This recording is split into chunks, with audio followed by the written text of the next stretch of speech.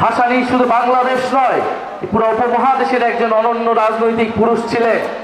ভাসানীর রাজনীতি শুরু হয়েছিল সেই আসামে। সেই আসামে সেই বাঙালি মুসলমান কৃষকদের ভূমির অধিকারের জন্য, জমির অধিকারের জন্য, কৃষকদের জন্য তিনি লড়াই করেছিলেন। যেই লড়াই এখন পর্যন্ত আসামের বাঙালি মুসলমান এবং হিন্দুদেরকে লড়তে হয়, তার পরিচয়ের জন্য তাদেরকে লড়াই করতে হয়, কারণ আসামে তাদেরকে দ্বিতীয় শ্রেণীর নাগরিক হিসেবে পরিচিত করে দেওয়া হয়েছে।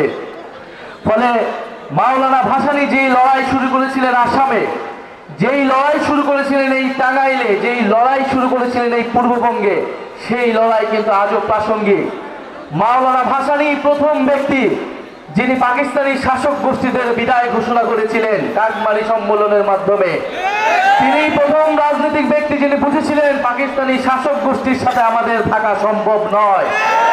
তিনি মাওলানা ভাসানী হচ্ছেন এমন রাজনৈতিক পুরুষ যিনি স্বাধীনতার পরে বলেছিলেন, আমরা পিন্ডির জিঞ্জির ভেঙেছি দিল্লির দাসত্ব করার জন্য নয়, দিল্লির গোলামি করার জন্য নয়। তিনি একাধারে ব্রিটিশ উপনিবেশের বিরুদ্ধে লড়াই করেছিলেন, পিন্ডির আধিপত্যবাদের বিরুদ্ধে লড়াই করেছিলেন, দিল্লির আধিপত্যবাদের বিরুদ্ধে লড়াই করেছিলেন। মাওলানা ভাসানী আমাদের ফারাক্কা লং মার্চে নেতৃত্ব দিয়েছিলেন। আমাদের যে নদীর অধিকার, পানির অধিকারের জন্য যে আমাদেরকে লড়াই করতে হবে, সেই লড়াইয়ের সূচনা করেছিলেন মাওলানা ভাসানী। আমরা আজকের এই সমাবেশ থেকে মাওলানা ভাসানীকে শ্রদ্ধা বলে স্মরণ করতে চাই। আপনারা জানেন মাওলানা ভাসানীকে ইতিহাসে স্মরণ করা হয় না।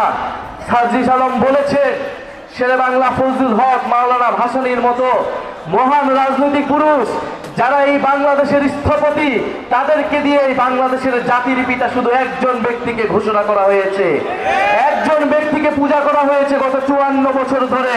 কিন্তু মাওলানা ভাসানীরা না থাকলে শেখ মুজিব কখনো তৈরি হতে পারত না। যেই 69-এর গণ অভ্যুত্থানের মধ্য দিয়ে আওয়ামী লীগ নেতৃত্ব নিয়েছে, সেই 69-এর গণ অভ্যুত্থানের অন্যতম কারিগর ছিলেন, নেপথ্যের পুরুষ ছিলেন মাওলানা ভাসানী। মাওলানা ভাসানী কৃষকদের জন্য লড়াই করেছিলেন, শ্রমিকদের জন্য লড়াই করেছিলেন, গণমানুষের লড়াই করেছিলেন। আমরা মাওলানা ভাসানীর সেই আদর্শকে ধারণ করে জাতীয় নাগরিক পার্টি বাংলাদেশকে এগিয়ে নিয়ে যেতে চাই। মাওলানা ভাসানী শুধু রাজনীতিবিদ ছিলেন না, তিনি ছিলেন একজন রাজনৈতিক দার্শনিক।